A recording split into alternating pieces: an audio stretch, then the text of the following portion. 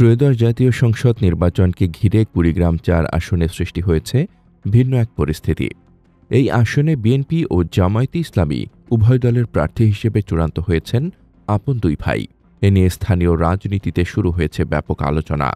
সোমবার বিএনপি মহাসচিব মির্জা ফখরুল ইসলাম ২৩৭ আসনে চূড়ান্ত প্রার্থীদের নাম ঘোষণা করেছেন। এর মধ্যে কুড়িগ্রাম-৪ আসনে প্রার্থী হিসেবে আজিজুর রহমানের নাম ঘোষণা করা হয়। অন্যদিকে জামায়াতের প্রার্থী হিসেবে চূড়ান্ত হয়েছেন মুস্তাফিজুর রহমান মুস্তাক। দুই ভাইয়ের এই রাজনৈতিক প্রতিদ্বন্দ্বিতা এখন এলাকায় চায়ের দোকান থেকে শুরু করে সামাজিক যোগাযোগ মাধ্যম পর্যন্ত আলোচনার কেন্দ্রবিন্দু। এখন সবার নজর দুই ভাইয়ের লড়াইয়ে। এতদিন রৌমারী উপজেলা জামায়াতের সাবেক আমির মুস্তাফিজুর রহমান মুস্তাক মাঠ চষে বেরিয়েছেন, প্রায় গুছিয়ে নিয়েছিলেন সবকিছুই। কিন্তু বিএনপি থেকে তার বড় ভাই এবং রৌমারী উপজেলা বিএনপির সাবেক সভাপতি আজিজুর রহমান প্রার্থী হওয়ায় সব হিসেব এখন নতুন করে করতে হবে।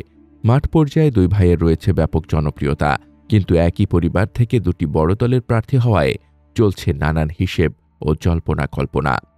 কুড়িগ্রাম-৪ আসনে চিলমারী, রৌমারী ও চর রাজীবপুর উপজেলা নিয়ে গঠিত।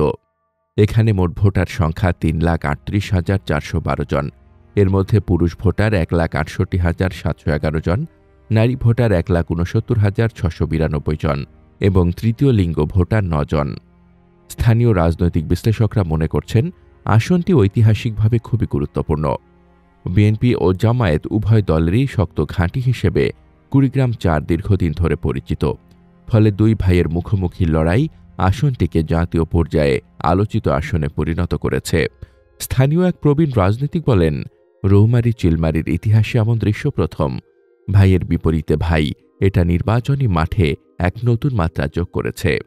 জামায়াতের প্রার্থী মুস্তাফিজুর রহমান মুস্তাক বলেন, আমার বড় ভাই বিএনপি থেকে প্রার্থী হয়েছেন। তিনি যদি সত্যি মনোনয়ন পেয়ে যান, তাতে করে আমাকে পরাজিত করতে পারবে না, কেননা জামায়াতের জনপ্রিয়তা এখন অনেক বেড়েছে। দুই ভাই প্রার্থী হলেও নির্বাচনে এর কোনো প্রভাব ফেলবে না। আজিজুর রহমান বললেন, আমার ছোট ভাই একসময় বিএনপি করত।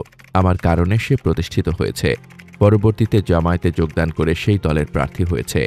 আমাকে প্রার্থী হিসেবে ঘোষণা না করলে আমার পরিচয় এবং পারিবারিক ইমেজের কারণে আমার ছোট ভাই এককভাবে নির্বাচনে সুবিধা নিতে পারত, কিন্তু আমি প্রার্থী হওয়ায় সেই সুযোগ থেকে বঞ্চিত হলো।